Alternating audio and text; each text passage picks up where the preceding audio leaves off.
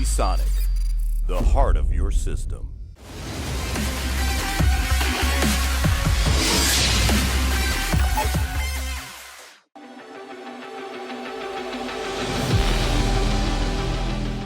I'm Leo Walder for Kit Guru here with Alphacool at CES 2020. We have been using throughout these videos a banana as a unit of measurement. Today's unit of measurement, a spacecraft. So this is the reference point for all of the coolers we're about to see as we go around the booth. Moving from the spaceship level to the hand size part, this is thermal compound, but you can see it's got a weave through it, it's cotton material. The idea is when you remove a graphics block, you have to put thermal compound on the GPU, obviously, but you also have thermal pads to take up thickness between the VRM in the plural, and the memory chips and the block. Alphacool is going to be supplying this material with all their blocks in the future. They've made the change, it's happening right now. You can also buy this material rather than having to buy those fairly horrible old thermal pads. So you can simply peel them off, throw them away, fit new ones. We don't have a price, it's not going to be expensive. Why, you may wonder, is Kit Guru showing you a 4U server with 4 mighty graphics cards and a Seasonic power supply and all this liquid cooling going to the hardware? The answer is because this hardware has been used in this AIO. The iceZap Aurora has addressable RGB, so it's 5-volt lighting, but more to the point, this is the same hardware you saw a moment ago in that server. It can take extreme temperatures, flexible tubing, great longevity. If it's good enough for a server, it's good enough for your Core i5. That's the thinking. That is shipping at the end of January. I believe the date is the last day of January. Sizes 240mm, 280mm, 360mm and 420mm. And as you'd expect from Alphacool, it's a full copper radiator. IceZap Pro fittings. These are new. In fact, they're not even here yet. Coming either at the end of Q1 or during Q2. I shall now dismantle one.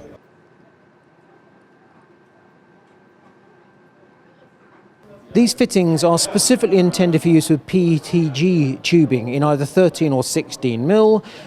As you saw actually as I was taking that apart, the outer collar has many turns on the thread. The idea is you put that socket in your G quarter, and then you have these two pieces which act as internal and external support for the PETG. So if it gets unhappy with overly high temperatures, it doesn't suffer where the O-ring usually bears on the tube. So instead of the end of the tube failing, it is supported along the initial, looks to me like, I'm going to say 8mm.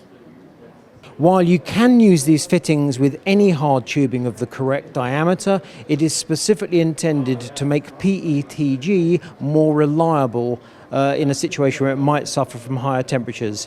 In that circumstance, PETG can fail quite horribly. Something I did not expect to see from Alphacool are these nylon fittings. They've been taken from one of their AIOs, so the idea is if you want to do a build using these fittings and their nylon tube, you can do that. So the AIOs, which I'd previously just regarded as a closed system, has become open. You can buy the parts. The iceZap Aurora graphics block, this is an AIO for graphics. So we have your radiator, obviously you need to attach fans to that. Here we have some quick breaks, there we have the graphics block. The pump is in the top there. Actually, I just realized if I do that I might break everything because they've got one RGB connection for the entire table.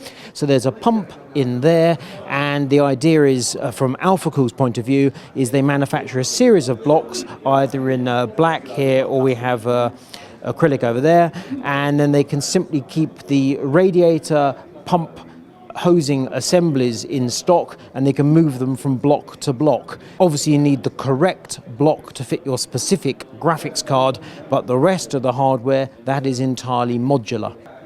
And of course the quick breaks allow you to expand the loop with the minimum of fuss. Simply break that, add in a CPU block, job done. iceZap Aurora is a pump reservoir unit that's got glass, as they say quite specifically on the sheet, real glass. That's glass as opposed to plexiglass, i.e. plastic. If you are familiar with Watercool's tube products, there's a certain similarity, but then if you put a cylinder inside a square frame, in this case 4 rods, it's bound to have a certain familiarity. D5 pump on the bottom. In this instance, the reservoir and the holder is intended to remain as an assembly. You simply use the ring to lock the pump in place, and as you can see there are a couple of different lengths available, and also RGB naturally and it's addressable at that. Would you like RGB in your flow meter, sir? Then you need an Flugel OLED. Dead straightforward. So it's a flow meter and it's got a connection there for a CAN bus. The obvious application for CAN bus in this instance is if the flow stops, it gives you an alarm. In an example of Germanic thoroughness, these are called Alphacool rigid LED strips because they're rigid LED strips, except they do actually have a degree of flex.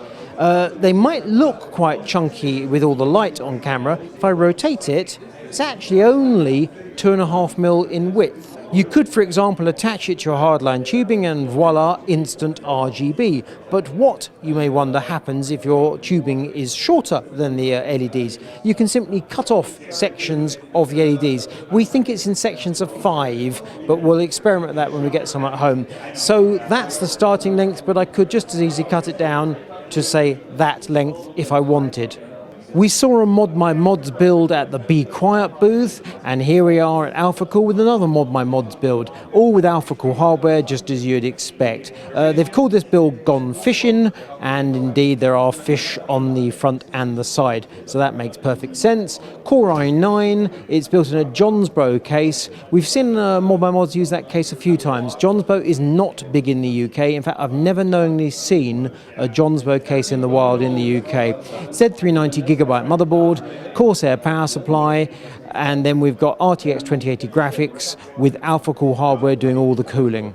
You may wonder why Alphacool is showing some ModMyMods Mod Water Coolant. The answer is that ModMyMods, who are based in New York State, very far up north, very close to Canada, they set up a coolant production facility with the help of Alphacool, because shipping coolant around the planet is blooming expensive. It weighs a lot. It is, after all, basically water, very clean water. That's why ModMyMods is showing their coolant with Alphacool, because it was developed with Alphacool's assistance.